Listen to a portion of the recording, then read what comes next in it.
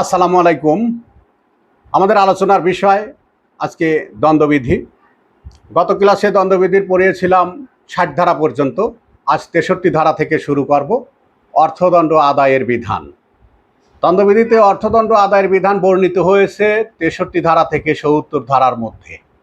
তো ৬৩ ধারা চলুন, এই ৬৩ ধারায় বলেছে কি, ৬৩ ধারায় বলেছে অর্থদণ্ডের পরিমাণ।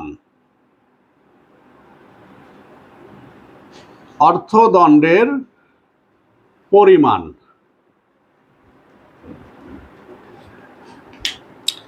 দেখেন, আমাদের এই দ্বন্দ্ববিধির পুরা দ্বন্দ্ববিধিতে অধিকাংশ ধারাতেই অর্থদণ্ড নির্ধারণ করা নাই যে কত টাকা অর্থদণ্ড হবে। কিছু ধারায়, বেশ কিছু ধারায় অর্থদণ্ড নির্ধারণ করা আছে যে ১০০ টাকা বা ২০০ টাকা, ৫০০ টাকা, ১০০০ টাকা এরকম নির্ধারণ করা আছে বেশ কিছু সংখ্যক ধারায়। আর অধিকাংশ ধারাতেই এই অর্থদণ্ড নির্ধারণ করা নাই।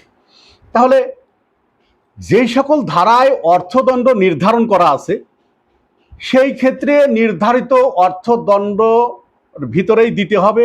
এই নির্ধারিত অর্থদণ্ডের বেশি দিতে পারবে না আদালত। আর যে সকল ধারায় অর্থদণ্ডের পরিমাণ নির্ধারণ করা নাই সেই সকল ধারায় আপনার অর্থদণ্ড প্রদানের কোনো সীমাবদ্ধতা নাই। ঠিক আছে? তবে আদালত এখানে বিবেচনামূলক ক্ষমতা প্রয়োগ করে অপরাধের গুরুত্ব, অপরাধের ভয়াবহতা এই সকল বিষয় বিবেচনা করে অর্থদণ্ড প্রদান করবেন, তবে অত্যাধিক যেন না হয়। তাহলে যে ক্ষেত্রে অর্থদণ্ডের বিধান আছে, নির্ধারণ করা আছে, সেক্ষেত্রে ওই নির্ধারিত অর্থদণ্ডের বেশি আদালত দিতে পারবে না। কিন্তু যে ক্ষেত্রে অর্থদণ্ড নির্ধারণ করা নাই সেক্ষেত্রে অর্থদণ্ডের কোনো সীমাবদ্ধতা নাই, কত দূর পর্যন্ত দিতে পারবে এটার সীমাবদ্ধতা নাই। সেই ক্ষেত্রে আদালত কি করবে?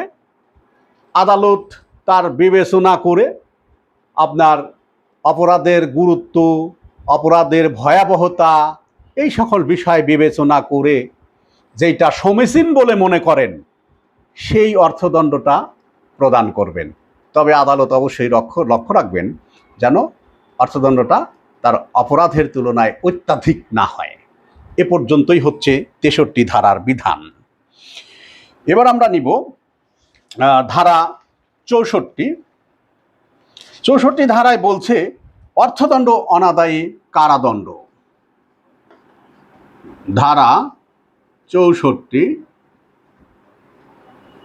অর্থদণ্ড অনাদায়ে কারাদণ্ড।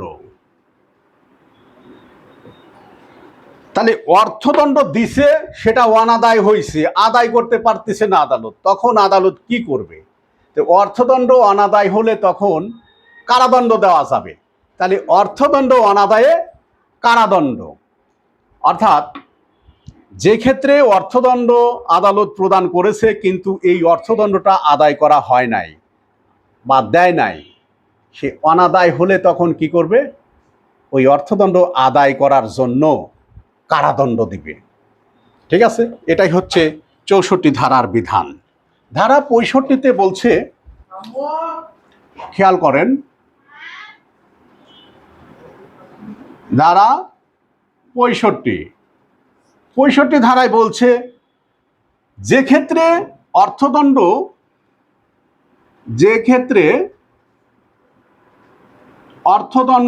এবং কারাদণ্ড, যে ক্ষেত্রে অর্থদণ্ড এবং কারাদণ্ড উভয় দণ্ড প্রযোজ্য,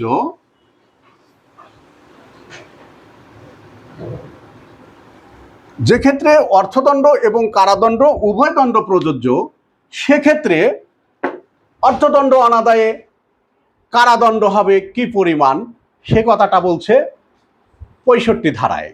তাহলে ৬৫ ধারার আমাদের বিধান হচ্ছে যেই ক্ষেত্রে অর্থদণ্ডও দিয়েছে আদালত, কারাদণ্ডও দিয়েছে এবং বিধান অনুযায়ী দিয়েছে, সেই ক্ষেত্রে যদি অর্থদণ্ডটা না দেয় তাহলে কিভাবে সেই অর্থদণ্ড আদায় করবে? এখানে একটা বিষয় যে যে অপরাধের জন্য তাকে কারাদণ্ড এবং অর্থদণ্ড এই উভয় দণ্ড দিয়েছে, সেই অপরাধের মূল যে কারাদণ্ড, সেই কারাদণ্ডের 1/4 প্রদান করবে অর্থদণ্ড অনাদায় হলে সেই অর্থদণ্ডটা আদায় করার জন্য প্রদান করবে।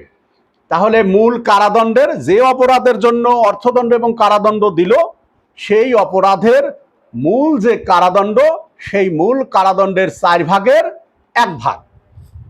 4/1 এই 1 ভাগ কিভাবে হবে? আদালত কর্তৃক বিচারে প্রদত্ত কারাদণ্ডের সাথে যোগ হয়ে যাবে। আমি আরো একটু ক্লিয়ার করে দিচ্ছি। মনে করেন কাউকে চুরির জন্য কাউকে সাজা দিল 2 বছরের কারাদণ্ড আর 2 লাখ টাকা অর্থদণ্ড, সাপোজ। তো এই 2 লাখ টাকা অর্থদণ্ড অনাদায় হলো। তখন চুরির মূল কারাদণ্ড কত? 3 বছর। তাহলে এই 2 লাখ টাকা আদায়ের জন্য, যদি অনাদায় হয়, আদায়ের জন্য কি করবে? এই মূল কারাদণ্ড 3 বছরকে 4 ভাগ করবে। 4 ভাগ করে 1 ভাগ নিবে। তাহলে 3 বছরকে 4 ভাগ করলে কত হয়? হিসাব করেন যে আপনার 4 কত? 48 মাস। 48 মাস। যদি 4 48 মাস হয়, 3 হচ্ছে 36। এই 36 মাস কি করবে? 36 মাসকে 4 ভাগ করবে। তাহলে 4 নং 36, 9 মাস। 4/1 ভাগ হচ্ছে 9 মাস। এই 9 মাস কারাদণ্ড যোগ হবে। আদালত যে 2 বছর কারাদণ্ড দিল, এই 2 বছরের সাথে যোগ হবে। তাহলে এখন ওই চোরের কারাদণ্ড কতদিন হচ্ছে অর্থদণ্ড না দিলে? 2 বছর 9 মাস হচ্ছে। 2 বছর 9 মাস। কথা ক্লিয়ার? এভাবে হচ্ছে হবে। কিন্তু একটা বিষয়, যে এই অর্থদণ্ড অনাদায়ে কারাদণ্ড দিলেও অর্থদণ্ডের দায় কিন্তু পরিশোধ হবে না। কারণ এই অর্থদণ্ড অনাদায়ে কারাদণ্ডটা দেওয়াই হচ্ছে কিসের জন্য? অর্থদণ্ডটা আদায় করার জন্য। ঠিক আছে? এবার আসি ধারা 66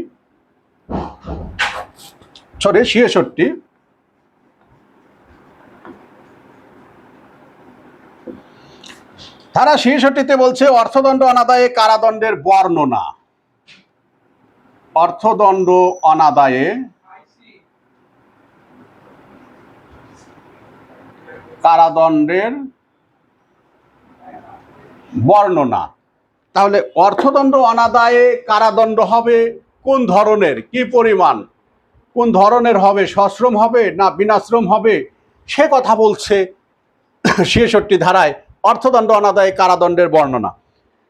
খেয়াল করেন, যে অপরাধের জন্য কারাদণ্ড দিয়েছে, সেই অপরাধটা কোন বর্ণনার কারাদণ্ড বলা হয়েছে। যদি বলে সশ্রম কারাদণ্ড, ওই অপরাধটার যদি দেওয়া থাকে সশ্রম কারাদণ্ড, তাহলে অর্থদণ্ড অনাদায়ে কারাদণ্ড হবে সশ্রম। আর যদি বলা হয় বিনাশ্রম কারাদণ্ড, সেক্ষেত্রে অর্থদণ্ড অনাদায়ে কারাদণ্ডও হবে বিনাশ্রম। ঠিক আছে? তাহলে অপরাধটা যেই বর্ণনার, অর্থদণ্ড অনাদায়ে কারাদণ্ডও হবে সেই বর্ণনার। ধারা 66। এবার আসি ধারা 67।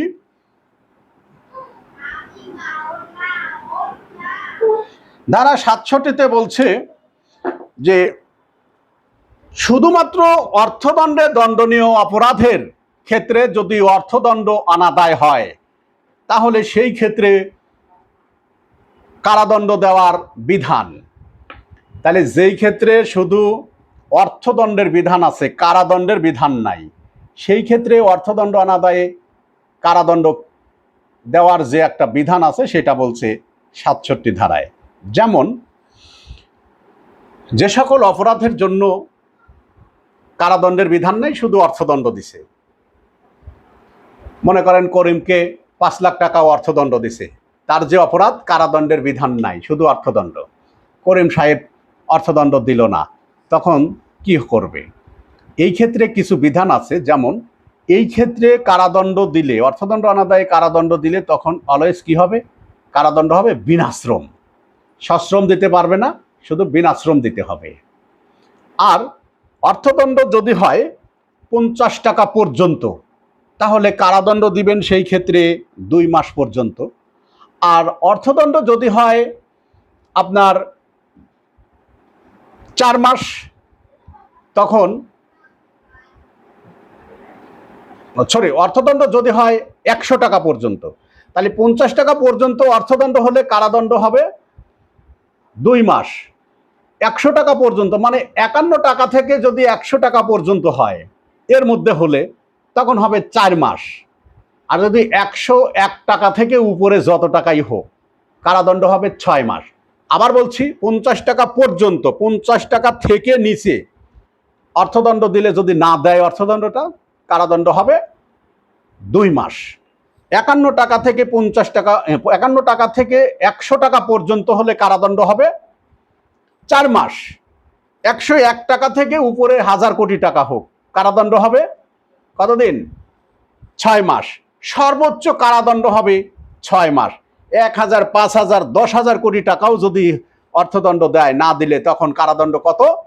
এই ক্ষেত্রে 6 মাস। সর্বোচ্চ কারাদণ্ড হবে 6 মাস। ঠিক আছে? ধারা 67। এবার আসি ধারা 68।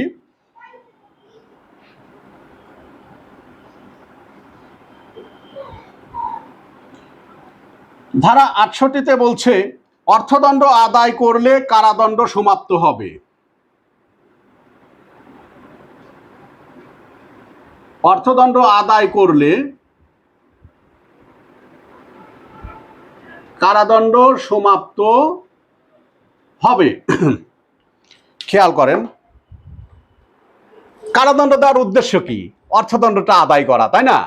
তাহলে কারাদণ্ড দেওয়ার উদ্দেশ্য যদি হয় অর্থদণ্ড আদায় করা, সেই অর্থদণ্ডটা যদি আদায় হয়ে যায়, দিয়ে দেয়, তাহলে তো আর কারাদণ্ডর দরকার নাই। তখন কারাদণ্ড কি হবে? কারাদণ্ড মাফ হয়ে যাবে, শেষ হয়ে যাবে। এ কথাই বলছে 68 ধারায়। এবার আসি ধারা 70।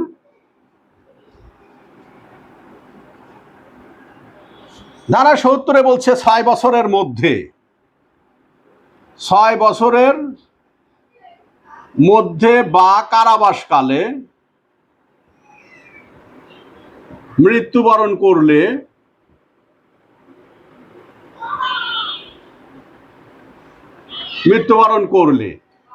তাহলে যেই দিন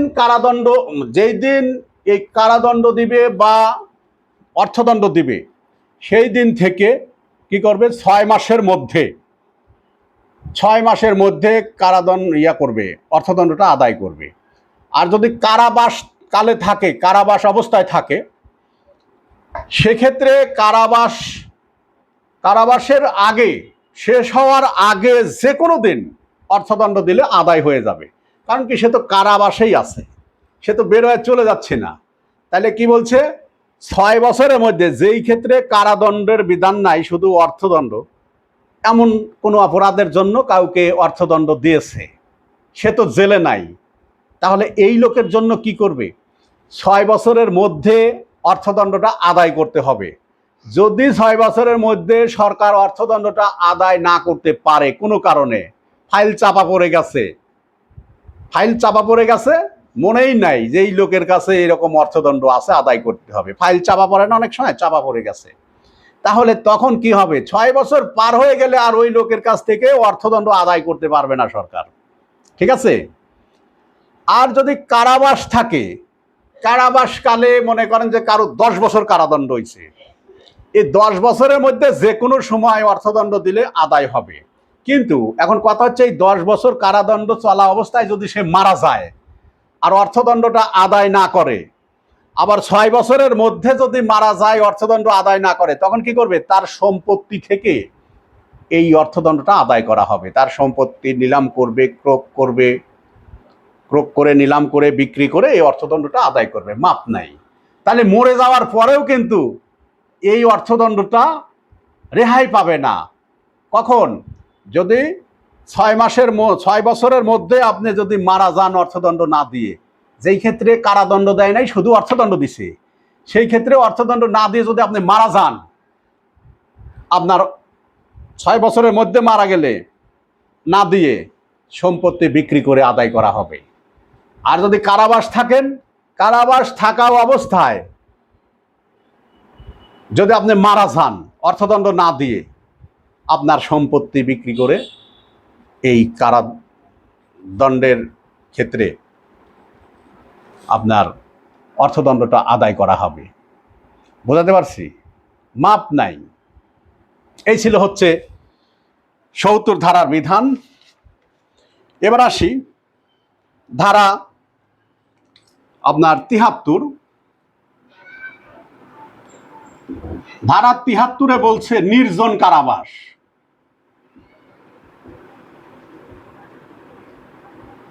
নির্জন কারাবাস, অনেকেই মনে করতে পারেন যে নির্জন কারাবাস তো এখন বিধান নাই। ঠিক আছে, বিধান না থাকলেও যেহেতু আমরা পড়তেছি মূলত বার BGS এর জন্য, আমাদের কিন্তু দ্বন্দ্ববিধি থেকে এই নির্জন কারাবাসের বিধান নাও থাকলে দ্বন্দ্ববিধি থেকে এই ধারাগুলো কি হয় নাই, বাতিল হয় নাই, অমিটেড হয় নাই, বিলুপ্ত হয় নাই, এখনো তো এখানে বলবৎ আছে।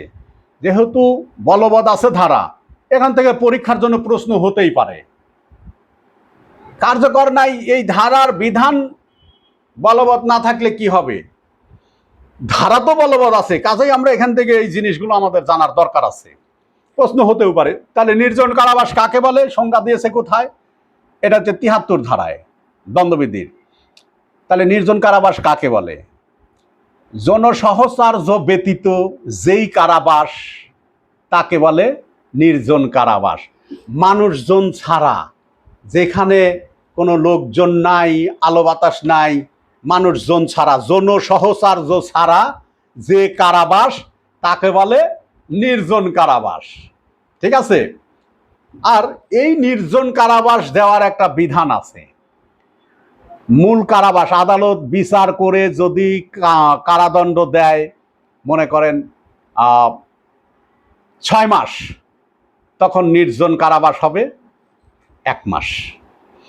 আদালত যদি বিচার করে আপনাকে কারাদণ্ড দেয় 12 মাস পর্যন্ত, 12 মাস পর্যন্ত, নির্জন কারাবাস হবে 2 মাস পর্যন্ত।